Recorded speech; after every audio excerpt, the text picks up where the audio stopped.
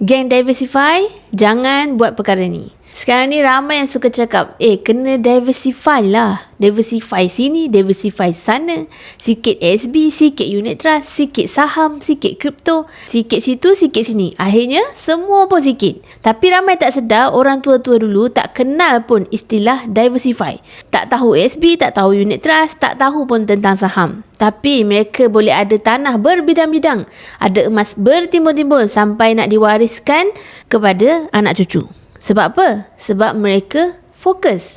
Saya pun secara peribadi, ASB saya simpan untuk dana kecemasan 3 bulan gaji. Itu saja.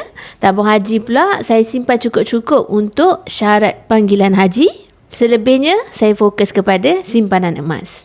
Mentor saya, Tuan Muhammad Zulkifli Syafi'i, selalu tekankan, orang yang terlalu diversify ni, biasanya tak kaya pun. Bukan sebab diversify itu salah, tapi bila semua benda nak sentuh sikit-sikit, tak ada satu pun yang betul-betul membesar. Tak ada fokus, tak ada compounding yang betul. Dan yang paling malang, kita pun tak sempat ada ilmu yang mendalam kepada sesuatu aset tu pun.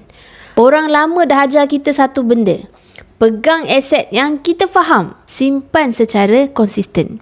Emas bagi saya bukan trend, tapi tentang disiplin, kesabaran dan juga warisan.